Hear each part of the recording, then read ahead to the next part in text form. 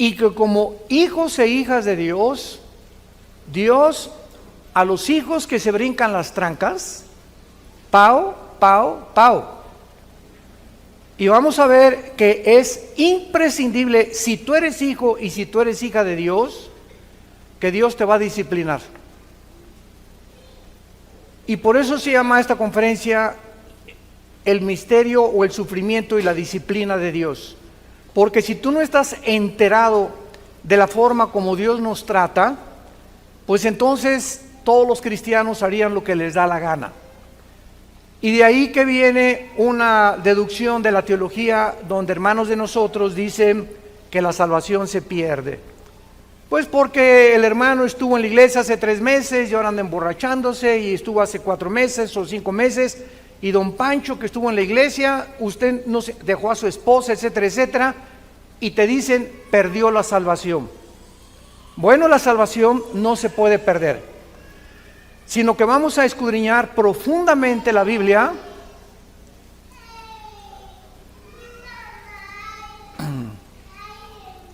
vamos a escudriñar profundamente la Biblia para descubrir que cuando una persona se ha alejado de Dios y no regresa, simplemente es porque nunca tuvo la salvación.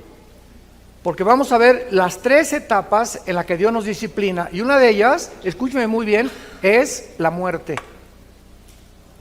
Y se llama el pecado de muerte, como lo vamos a ver en muchos pasajes del Nuevo Testamento. Hebreos 12, versículo 4 dice: porque aún no han resistido hasta la sangre, combatiendo contra el pecado, y ya han olvidado la exhortación que como a hijos se os dirige diciendo: hijo mío, no menosprecies la disciplina del Señor, ni desmayes cuando eres reprendido por Él, porque el Señor al que ama, disciplina y azota a todo el que recibe por hijo. Si soportan la disciplina, Dios te va a tratar como a hijo, porque ¿qué hijo es aquel a quien el padre no disciplina? Pero si se les deja sin disciplina, de la cual todos somos participantes, entonces son bastardos y no hijos. Por otra parte, tuvimos a nuestros padres terrenales que nos disciplinaban y los venerábamos. ¿Por qué no obedeceremos mucho mejor al Padre de los espíritus y viviremos? Muy bien, vamos a ver que la Biblia nos explica que todos nosotros vamos a enfrentar el sufrimiento. En su gran obra, el dramaturgo William Shakespeare, Hamlet, escribió de esta manera como él percibía la vida. Hace muchos años, yo tenía como 18, 19 años cuando personifiqué el papel de Hamlet. Me encantaba el teatro en aquel tiempo. Y me acuerdo que todavía la partitura que yo me aprendí decía: ¿qué es más levantado contra el espíritu? ¿Sufrir los golpes y los dardos de la insultante fortuna, o levantar las armas contra un piélago de calamidades y haciéndole frente a acabar con ellas? Morir, dormir, no más. William Shakespeare, aunque no era cristiano, percibió la vida que ¿qué vamos a hacer cuando sufrimos? Vamos a levantar las armas contra un piélago de calamidades, vamos a enfrentar el sufrimiento, vas a enfrentar tu divorcio, vas a enfrentar el abandono de tus padres, vas a enfrentar los abortos, vas a enfrentar la vida con valor, o si no, pégate un balazo. Así lo resumió Shakespeare.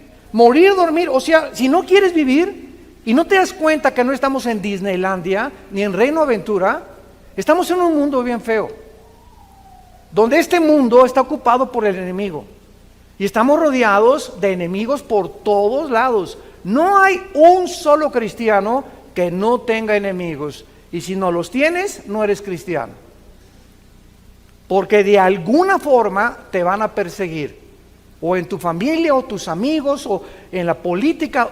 Cualquier cosa que nosotros enfrentemos, hay un mundo que se opone a la luz y a la verdad, lo cual nos habla la condición tan patética en la que se encuentra el ser humano.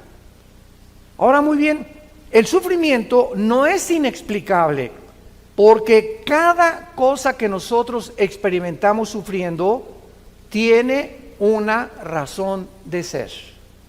Y vamos a comenzar a abordar esto para que comencemos con una ley bíblica que se llama la ley de la responsabilidad individual.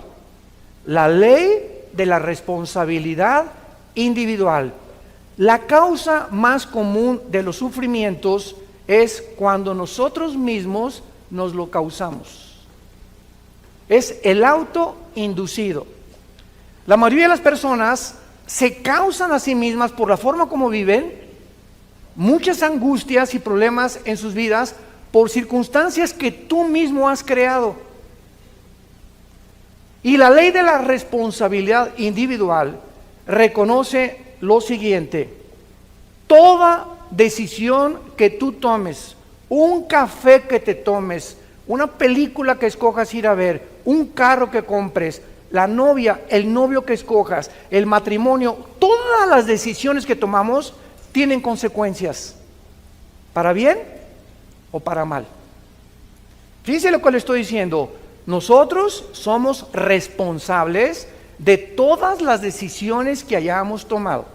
Si tú te encuentras ahorita con problemas de diabetes o triglicéridos altos o glucosa elevada, es por las pizzas que te cenas.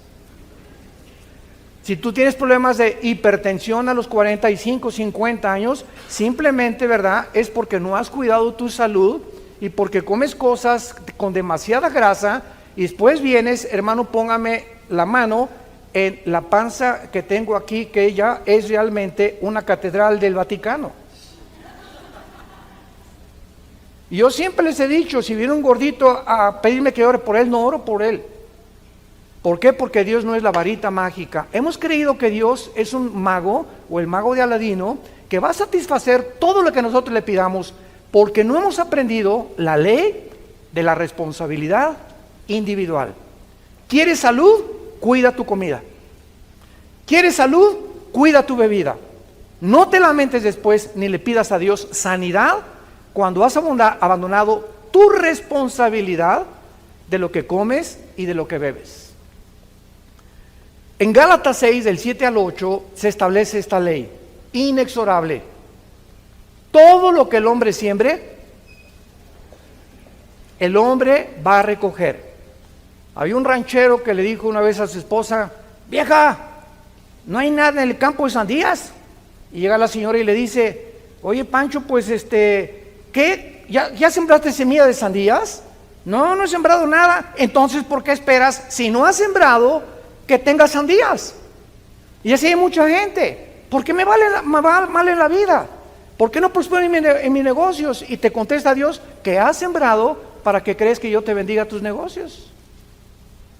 ¿Qué cosa es lo que has hecho en tu vida para esperar que yo te bendiga? ¿O qué crees que soy Aladino? Ay, Señor, ahora sí estoy enfermo, sáname. Señor, por favor, que me den un trabajo bueno, que aumente mis ingresos. Muy bien, ¿cuánto has sembrado en la obra de Dios? Y así se podría hablar espiritualmente, económicamente, políticamente. Todo lo que sembramos lo vamos a recoger. Y la ley dice lo siguiente: que la cantidad y lo que tú siembres, el mal que tú hagas, ese es exactamente proporcional al que te va a venir después. Tú le robas a alguien y alguien te va a robar a ti. Tú le debes a alguien y alguien se va a convertir muy pronto en tu deudor. Tú manoseas a tu novia, que no están casados, o la tratas de abusar. Tú no te imaginas cómo te va a ir en tu matrimonio. Ahorita los psicólogos y los ginecólogos han llegado a la conclusión que la mayor parte de los problemas que el hombre sufre de disfunción eréctil son maldiciones de hombres que trataron mal a las mujeres en su juventud o a su ex esposa. Tú tocas a una mujer y le haces daño a una mujer, no te la acabas, no te la vas a acabar, porque Dios es vengador y porque estás abusando de una propiedad que no es tuya. Las mujeres le pertenecen a Dios. Y si no entendemos esto, no podemos como hombres cristianos tener mejores matrimonios ni mejores familias. porque estamos abandonando la ley de la responsabilidad individual. Muy bien, aún antes que Dios creara al ser humano, decretó el libre albedrío, por lo que nuestras decisiones tienen que tener repercusiones para bien o para mal. Eso es absolutamente lógico. Y todos nosotros somos responsables de nuestras acciones. Y así como hay leyes científicas inexorables, como si yo voy caminando ahorita y doy un paso aquí, no importa lo que yo piense, me voy y me tropiezo, porque la ley de la gravedad postula que todo objeto más pesado que el aire es atraído hacia el centro de la Tierra. Es una ley que funciona de 2 a 3 o de 6 a 7. No, ¿verdad? Es una ley inexorable las 24 horas del día. La ley el electromagnetismo, la primera y la segunda ley, la termodinámica, la ley de la entropía, la ley de las fuerzas nucleares, las fuerzas poderosas y las débiles, todas estas leyes que el universo contiene, gracias a estas leyes existe la ciencia. Si no hubiera una ley perfecta que nunca se atrase en el universo, no podría existir la física, ni las matemáticas, ni la astronomía, ni la astrofísica, ni la física cuántica. Es gracias al orden que tenemos en el universo que existe la investigación científica. De la misma manera, las leyes espirituales no se pueden violar. La implicación de esta ley de la responsabilidad individual es que cada ser humano es responsable. Síganme con mucho cuidado. Una persona madura, y vas a alcanzar la madurez emocional en tu vida el día que le dejes de echar la culpa a nadie. El día que tú sigas, es que yo soy prostituta porque mamá fue prostituta. Y usted no sabe que a mí me crearon un orfanatorio y me botaron y por eso soy bandido o narcotraficante. Y es que usted no entiende que tengo ya 2 maridos que me dejaron y mi conclusión es, todos los hombres son iguales. O mi señora me dejó, yo no me vuelvo a casar porque todas las mujeres son iguales. Cuando nosotros llegamos a estas conclusiones tan absurdas, es porque no hemos entendido esta ley. Vean ustedes en el libro de Ezequiel, en el Antiguo Testamento, capítulo 18, versículo 20, lo que la Biblia dice. Ezequiel 18, 20. El alma que pecare, esa morirá. El hijo no llevará el pecado de su papá o de su padre, ni el papá llevará el pecado del hijo. La justicia del justo será sobre él y la impiedad del impío será sobre él. Nunca, jamás te atrevas de echarle la culpa a tus papás o a tu mamá por la conducta que tú tienes, que tú has escogido libremente hasta el día de hoy. No se culpen padres que pues mi hijo se fue a las drogas o esto por acá, porque él si pasa de los ya 21 años de edad, los papás nos limpiamos las manos. Y ya si después de la mayoría de edad tu hijo agarra el camino que él quiera tomar, no te lamentes, ay pues a lo mejor le di mal ejemplo, a lo mejor sí le diste mal ejemplo, pero ¿sabes qué? Él va a tener que escoger otra cosa que no el mal ejemplo que le diste. Pero no te culpes, porque esa conciencia de culpa en nuestras vidas nos impide que Dios pueda tratar con nosotros. Tenemos que entender, mi hijo ya, ahí te lo digo, Señor, no me queda más que orar por él, orar por mi hija, nada más. Pero no podemos vivir atormentados, porque ¿sabes lo que va a pasar? Estás lastimando tu matrimonio. Yo conozco a cantidades mamás, ahora en el seminario en la Riviera Maya que tuvimos en octubre del mes pasado, más de 200 parejas tenemos cada año de Centroamérica, Paraguay, vienen de todo el mundo, hasta de España vienen. Llegó una pareja con Marta, mi esposa, y nos dijo, ay hermano, es que pastores, ustedes no saben, mi hija y se casó muy mal, etcétera, etcétera. Le digo, ¿cuándo se casó su hija con ese gavilán? Y me dice, pues ya tienen como 4 o 5 años. Y le digo, ¿usted tiene 4 o 5 años, señora, lamentándose y sufriéndose por la decisión que su hija tuvo? Usted no puede seguir así. Y me dice el esposo, claro, ya ves, tenemos 4 años tú y yo de infelicidad.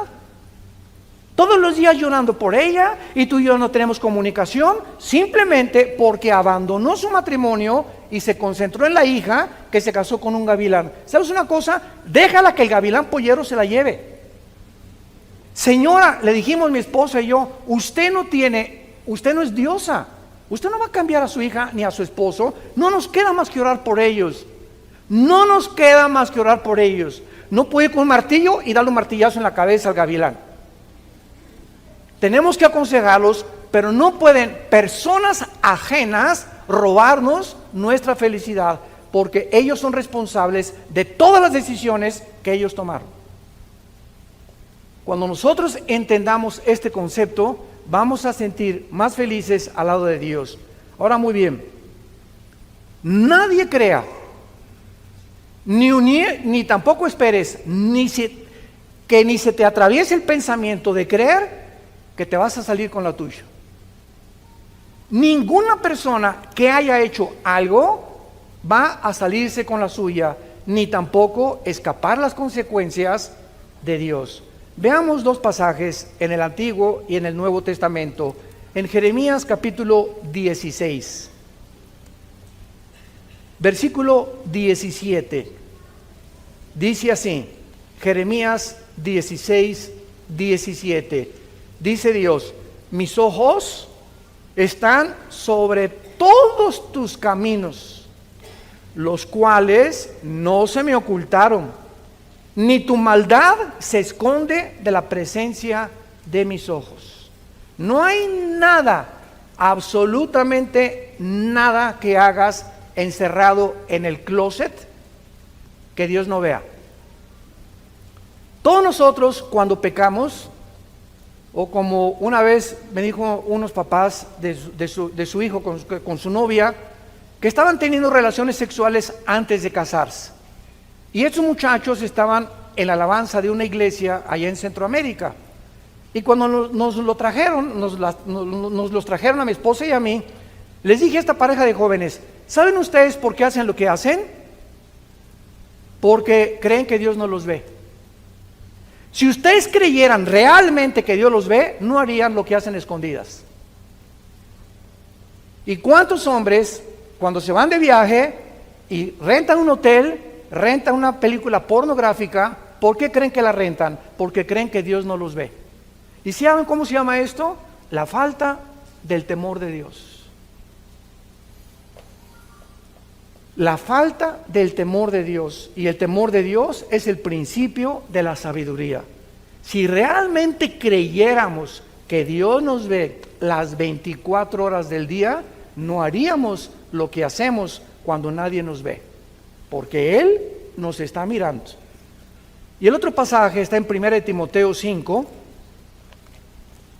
1 Timoteo 5, versículo 24 y 25, y dice el apóstol Pablo, 1 Timoteo 5, 24 y 25, los pecados de algunos hombres se hacen patentes, o sea, conocidos, antes que ellos vengan a juicio, más que a otros se les descubren después. Asimismo, se hacen manifiestas las buenas obras, y las que son de otra manera no pueden permanecer ocultas. No hay nada que tú hagas, en la traducción parafraseada, no hay nada que hagamos que Dios no lo saque a la luz, tarde o temprano. Y Dios, en su paciencia y en su misericordia, hay muchos cristianos que pues hicieron algo hace 6 meses o hace 4 meses, o robaste, o todavía debes un dinero que no has pagado, y sigues caminando en la vida, y como no te pasa nada, crees que ya se olvidó. A lo mejor hasta 1 año tiene Dios de paciencia a que tú te arrepientas. Pero dice la Biblia que tus pecados te alcanzarán. Lo que tú hiciste el año que entra, o dentro de 2 años, o dentro de 3 años, nos va a alcanzar ese mal que hicimos tarde o temprano. de acuerdo a lo que hayamos hecho, no nos escapamos del juicio de Dios. Y dice Dios, te doy la oportunidad que te arrepientas. Primera de Juan 1, 8 y 9. Si confesamos nuestros pecados, Él es fiel. ¿Por qué Él es fiel? Porque hay un pacto entre nosotros y Él. Él es mi Padre. Por eso conozcamos a nuestro Dios. Él es fiel porque es mi Padre. Y además es justo, porque en la cruz su Hijo pagó por eso que yo hice.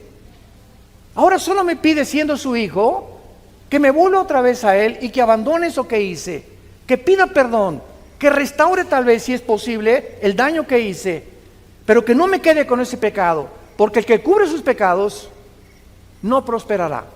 Proverbios 28. Y el que los confiesa alcanzará misericordia.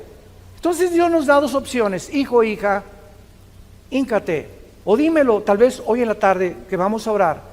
Dime, Señor, estoy haciendo esto, estoy haciendo aquello, reconozco que no puedo seguir haciendo eso, y la sangre de Cristo te va a limpiar de toda maldad y te evitas el juicio de Dios, que vamos a ver al final, que es terrible, pero no nos podemos escapar porque es la ley de la responsabilidad individual. Regresamos a Hebreos 12, nuestro pasaje, y veamos algunos secretos de esta forma de tratarnos. Dice el versículo 5 y 6, que no se nos olvide. ¿Qué estoy haciendo ahorita con todos ustedes? Los estoy exhortando. La profecía exhorta, consuela y edifica. Ya el profeta del Nuevo Testamento no es: te vas a casar con una muchacha que va a llegar de verde dentro de 2 semanas a la iglesia, o el presidente de esta nación va a hacer esto y va a salir esto y aquello. Esas profecías, ¿verdad? Siempre les he llamado yo marihuanadas. ¿De cuál fumaron? El profeta en el Nuevo Testamento, 1 Corintios 14:3, es la persona que habla para exhortar, para edificar o para consolar con la Biblia. Ya no es para el futuro, porque el futuro está completamente revelado ya aquí en los 66 libros de este maravilloso libro que se llama la Biblia. Entonces dice Dios: no te olvides de la exhortación. Y ahorita Dios, a través de la Biblia, yo estoy haciendo esto, y apunto un dedo a ti y me apunto 3 a mí.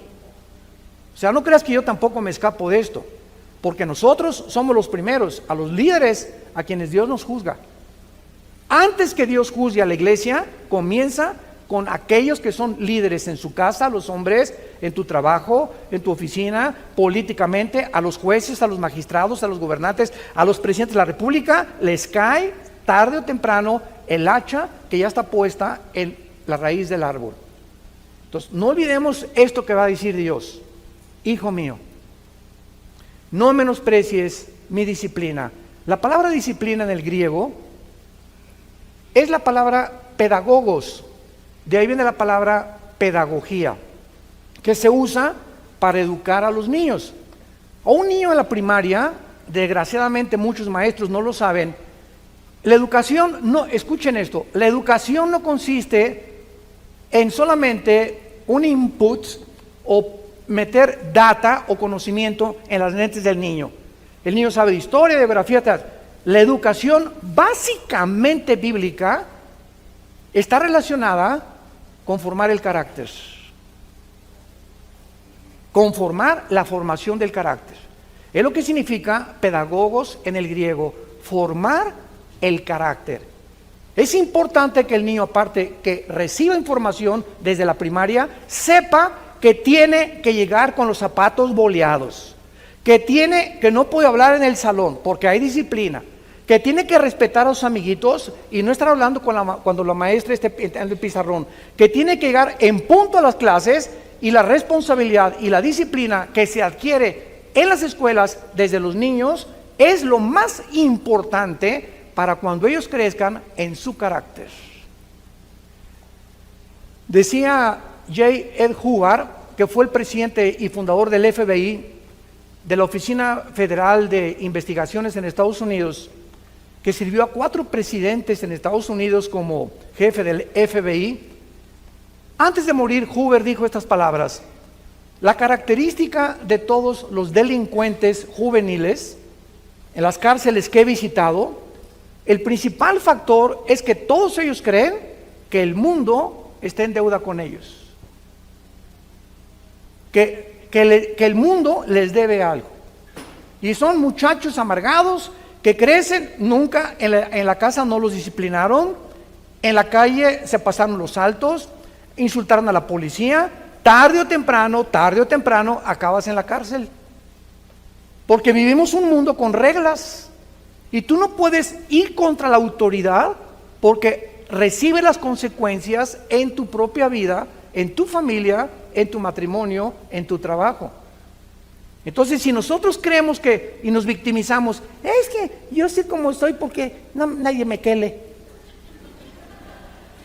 Cuando mataron al presidente Kennedy, 1962-63, en la ciudad de Dallas, Texas, Lee Harvey Oswald, un muchacho que fue entrenado en Rusia y que supuestamente parece que él fue el asesino, parece que fueron 2 balazos los que le dieron, etcétera, etcétera.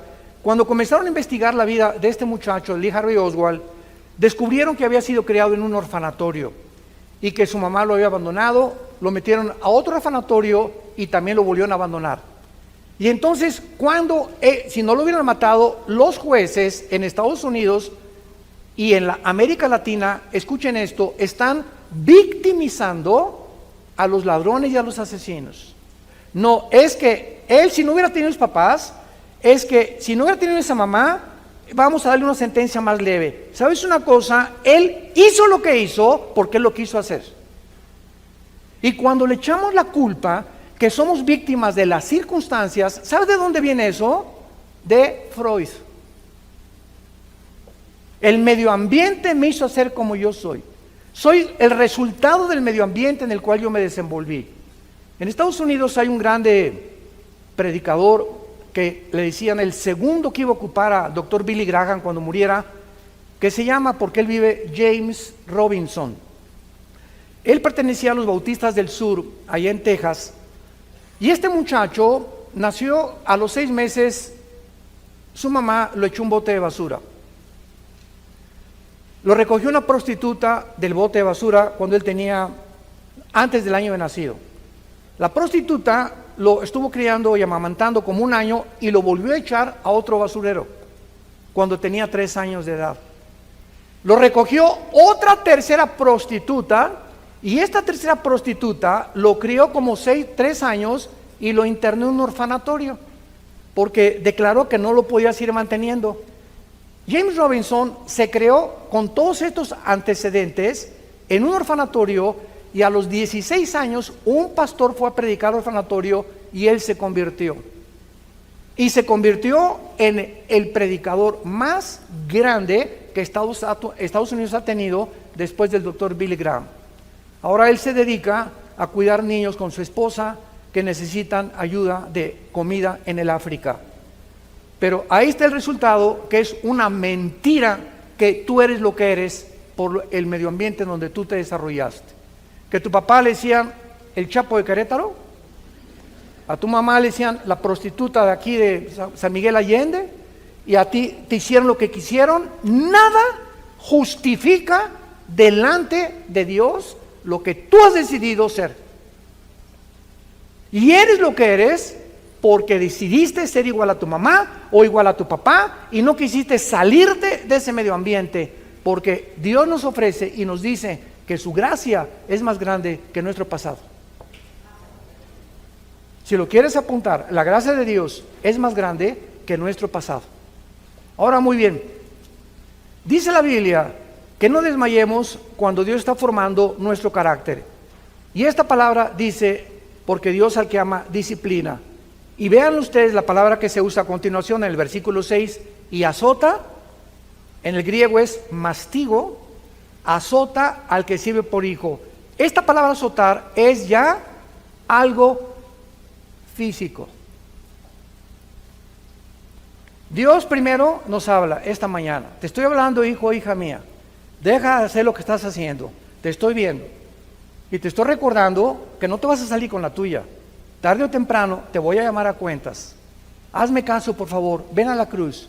Ahí está la sangre tan fresca como hace 2000 años para que te arrepientas. Pero si tú insistes en eso, ya no te voy a hablar porque vas a endurecer tu corazón. Y cuando tú sales por esa puerta esta mañana y tú no cambias tu actitud, ¿qué le pasa a el alma? Sabes, hace mucho tiempo yo tenía un martillo y estaba clave en el garaje de la casa de ustedes, y me salió una especie de callo aquí en la mano, y esta callosidad descubrí, me dijo un amigo, agarra una aguja y atraviesa. Le dije, no, me va a doler. No, me dijo, haz el experimento. Y agarré una aguja y la metí en el callo, cero sensibilidad, porque el callo ya no tiene determinaciones nerviosas o articulaciones nerviosas, porque es callo. Esta palabra que se usa en la Biblia es lo que le pasa al alma. Llega un momento en que vienes a la iglesia y oyes, pero como te has endurecido tanto en tu corazón, Dios ya no te puede hablar, porque tú has decidido no arrepentirte. Entonces Dios va a tener que usar algo más drástico. ¿Y sabes por qué? Porque te ama, porque nos ama, y prefiere, como dijo Jesucristo en Marcos 9, es mejor que entres cojo, ciego, tuerto, manco al cielo, a que entres entero al infierno. Es tan terrible el infierno que Cristo mencionó, que solamente el pensar que en su cruz nos libró de ese castigo, es que nosotros lo tomemos verdaderamente en serio. Ahora vamos en último lugar a ver los 3 tipos de disciplina. ¿Listos? Abróchense los cinturones. 3 tipos de disciplina. Los menciono y los desarrollo uno por uno. Número 1, disciplina de advertencia. Dios comienza siempre a advertirte. Vas en la calle y se prende una luz amarilla. ¿Qué te está diciendo el gobierno? Detén tu velocidad, porque en instantes se vuelve en rojo. Y si alguien se pasa o tú te pasas en rojo, involucras tu salud, el dinero que vas a pagar en multas, tu familia o hasta la misma muerte. Una luz amarilla no te está diciendo párate, te está advirtiendo, baja la velocidad para que cuando se prende el rojo ya estés completamente parado. Dios nos está advirtiendo en esta mañana. Son focos amarillos que Dios nos prende a continuación. Se llama la disciplina suave. Mijito, no hagas eso, por favor. Mi nene, partiche bien, mi nene, porque si no va a verlo. El pau, papá, le hace pau. Pero si Pepito, ¿verdad?, sigue insistiendo, viene después el pau. No procedemos inmediatamente. ¿Se acuerdan de Apocalipsis 3:20? La iglesia de la Odisea. Muchos me han preguntado si esta iglesia era cristiana. La respuesta: no era cristiana. Increíble que de las 7 iglesias del Apocalipsis, 5 sean llamadas a que se arrepientan. ¿Y saben cómo se personifica a Cristo o cómo se retrata a Cristo? He aquí estoy a la puerta y llamo. Es la disciplina de advertencia. Dios ahorita te está diciendo, te está tocando la puerta de tu corazón. Regresa, arrepiéntete, vuélvete a mí, te estoy esperando. Es la disciplina de advertencia. Número 2, si no oyes, viene la disciplina intensiva. Número 2, si tú ignoras, rechazas las advertencias divinas, requerirás una disciplina mucho más intensa. Por tu terquedad, por tu endurecimiento de tu corazón, vas a perder la sensibilidad a la voz del Espíritu Santo, por lo que las advertencias ya no te pueden servir. Y solo Dios lo sabe. ¿Cuántos de ustedes se encuentran en el segundo paso? En esta advertencia en la que no has hecho caso de la primera. Ahora Dios va a usar algo más intenso que te va a doler. Lo único que te puedo decir es que nos va a doler si no nos volvemos a Él. Sin embargo, como Dios tiene un plan maravilloso para nuestra vida, en su misericordia y en su gracia nos mantiene vivos. Porque nos podría llevar a casa, ¿verdad? Pero nos ama tanto Dios y es tan paciente la gracia de Dios y el carácter de Dios, que por eso estás aquí esta mañana. ¿No te has preguntado por qué amaneciste aquí? En lugar de que ahorita te hubiera agarrado un accidente y afuera un ataque al corazón, una embolia cerebral, estás aquí vivito y coleando, sentado escuchando tal vez segundo paso de la disciplina de Dios, porque Dios todavía no ha tratado contigo allá afuera. A lo mejor ustedes se encuentran en este segundo paso de la disciplina intensa, y es claro, ¿verdad?, que donde hay vida, hay esperanza. Estás vivo, amaneciste vivo, hay esperanza. ¿Por qué? Te puedes arrepentir todavía. Y cuando no hacemos caso de la advertencia, ni tampoco de la disciplina intensa, viene en último lugar la disciplina de muerte. La disciplina de muerte que la vemos en más de 3 casos en el Nuevo Testamento. Veamos el primero en el libro de los Hechos, capítulo 5, con tus padrinos Ananías y Zafira. En el libro de los Hechos, capítulo 5, vemos un caso atónito, un caso sorprendente, que tal vez al principio choca con nuestra mente contra la mente de Dios, y nos preguntamos cómo puede llegarle a suceder esto a un ser humano. Solo recuerda algo: Dios te trajo al mundo y a mí también. Él es el creador de la vida, ¿correcto? Ok, Él como creador, en el momento que le dé la gana, de la forma que Él diseñe o como Él quiera, nos lleva a casa también. Ya sea quemado, atropellado, en la panza de un tiburón, un ladrillo en la cabeza de un terremoto, un choque, un cáncer, nos vamos al otro lado, nos tenemos que ir, otros tranquilos en el hospital, alabaré, y pum, se pintan. Qué dichoso morir así, ¿verdad?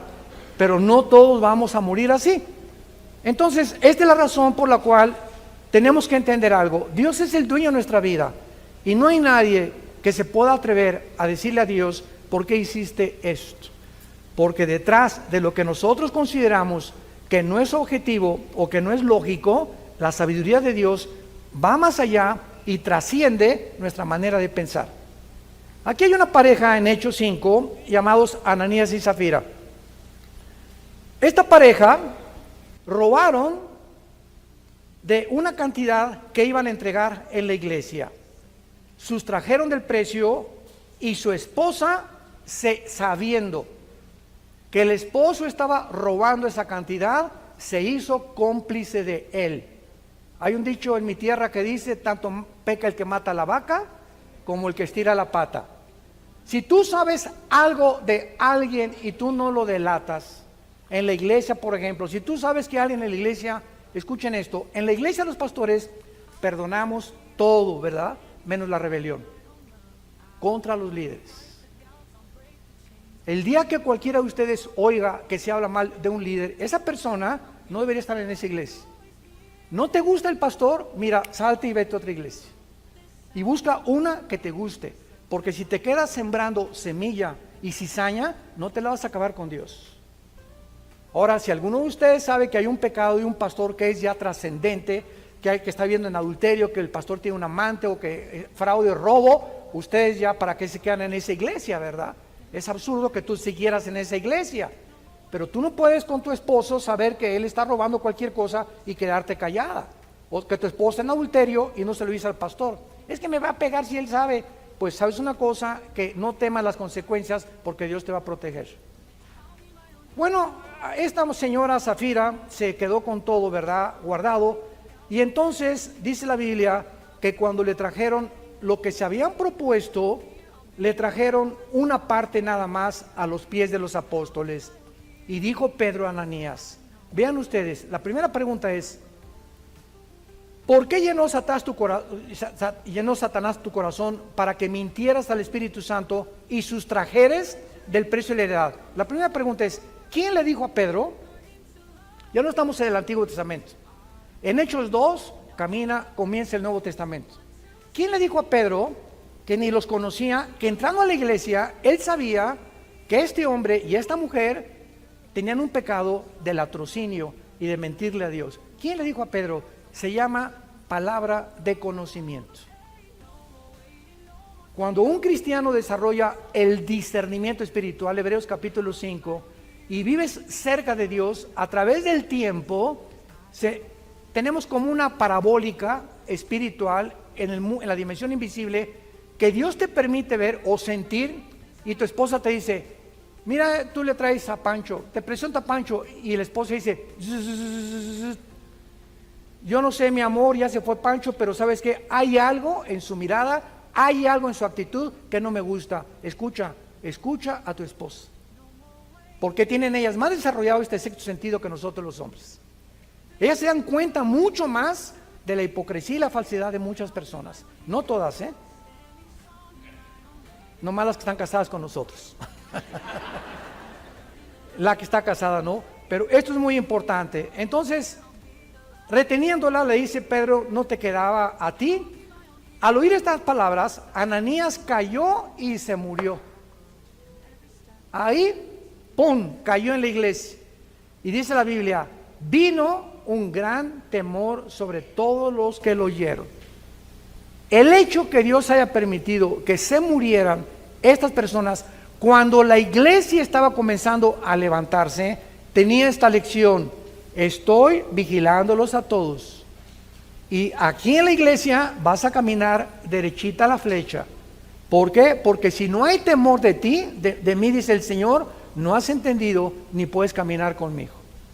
Y recuerden algo, el temor de Dios no es tener miedo de Dios, porque tener miedo de Dios es una cosa y tener temor de Dios otra cosa. ¿Sabían ustedes eso? El tener miedo de Dios te hace que te alejes de Dios y que no te acerques a Dios. Y cuando tememos a Dios, nos acercamos a Él sabiendo que en Él hay perdón, que en Él hay misericordia, que es mi papito y que me puede levantar, y que si me caí del caballo me va a sanar las heridas, porque Dios hace la herida y Dios sana también. Entonces el temor de Dios nos acerca a Él, porque sabemos que Él es real, que está viendo y que no lo puedo engañar. El segundo caso está en 1 Corintios 5. El segundo caso de un cristiano o de cristianos que cometieron la disciplina de muerte.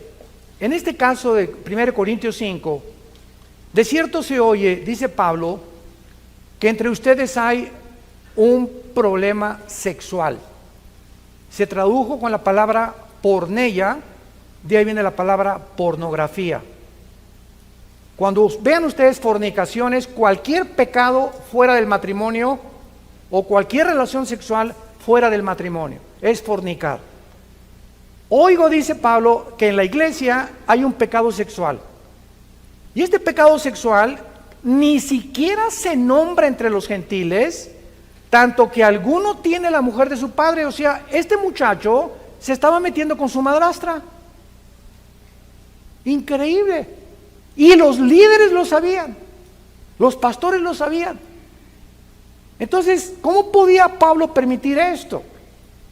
Y dice el versículo 2, ustedes están envanecidos, no debieran haber quitado de en medio de ustedes al que cometió tal acción. O sea, en este momento requiere que la persona que está así y no se disciplina salga de la iglesia. Ay, falta de misericordia. No es una misericordia santa, porque mucha gente cree que la misericordia es, ay, me pegó mi esposo, me quiero aguantar porque me dijeron las hermanas que me aguantara de todo. Esa no es una misericordia santo, esa es mansedumbre. Ninguna mujer puede permitir que su esposo la toque. Es que la hermana me dijo, habrá sido la Madre Teresa. Pero no, eso no dice la Biblia. Tenemos que entender la disciplina de Dios. Total que ya Pablo les manda el juicio, versículo 5, el tal se ha entregado a Satanás. Qué feo, ¿verdad? Este muchacho que se ha entregado al padre y al príncipe de este mundo, al que tiene el derecho de la muerte, para destrucción de la carne, o sea, para que muera físicamente, a fin de que el espíritu sea salvo en el día del Señor. Este muchacho era cristiano, y a pesar que vivía en ese pecado, no había más que llevárselo al cielo antes de tiempo. pero él no podía perder la salvación porque era hijo de Dios. Dios prefirió llevárselo a que siguiera teniendo problemas sexuales en la iglesia. El segundo caso está aquí en Corintios capítulo 11. 1 Corintios capítulo 11 es el tercer caso. Y en este caso, en el versículo 27, está relacionado con la cena del Señor. 1 Corintios 11, 27. De manera que cualquiera que coma este pan o bebe esta copa del Señor indignamente será culpado del cuerpo y la sangre del Señor. Por tanto, pruébate cada vez que tomas el pan en la cena del Señor y bebes la copa. ¿Por qué? Porque el que come y bebe indignamente, sin discernir el cuerpo del Señor, juicio come y bebe para sí. Por lo cual, o sea, porque había cantidad de cristianos ahí en Corinto que tomaban la cena del Señor como si fuera una concha. Hay muchos debilitados y muchos, no oigo, duermen. Muchos estaban muriendo en la iglesia porque estaban cometiendo el pecado de muerte. Beber cuando tú tienes la cena del Señor y no arrepentirte, te lo suplico, te lo ruego, hermano, hermana, no tomes la cena del Señor. No la tomes. No te atrevas a hacerlo. No te atrevas a hacerlo. Ahora, si no te atreves a hacerlo, es porque tu pecado está escondido y no te quieres arrepentir. O sea, ¿cuál es el propósito de la cena del Señor? Que nos da la oportunidad de Dios.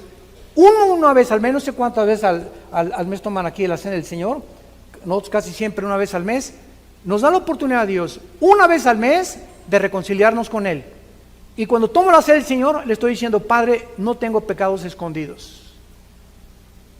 Y en ese momento, agachas tu cabeza, Padre, ilumíname si tengo algo. Si le grité a mi esposa, te prometo que hoy llegando la voy a llevar a comer al mejor restaurante, o nuestro topito, se le voy a pedir perdón, le voy a pedir perdón a mis papás, le voy a pedir perdón a mi esposo, voy a arreglar la deuda que tengo, Señor. En ese momento nos da la oportunidad de arreglarnos, de ponernos a cuentas con Él, porque si te atreves a tomar la cena del Señor y mantienes el pecado, que Dios te da la oportunidad de confesarlo, estás expuesto a un juicio de Dios muy, muy, muy grave. En cuarto lugar, en Santiago capítulo 5, ¿están aprendiendo algo? No lloren, Dice mi papá, no chille, agarre piedras. Primero de Pedro 5, perdón, de Santiago capítulo 5, versículo 19 y 20. Este es el cuarto caso del pecado de muerte en la Biblia. Hermanos, ¿a quién le está hablando? A los cristianos. Hermanos, si alguno entre ustedes se ha extraviado de la verdad y alguno le hace volver, sepa que el que haga volver al pecador del error de su camino, salvará de muerte un alma y cubrirá multitud de pecados.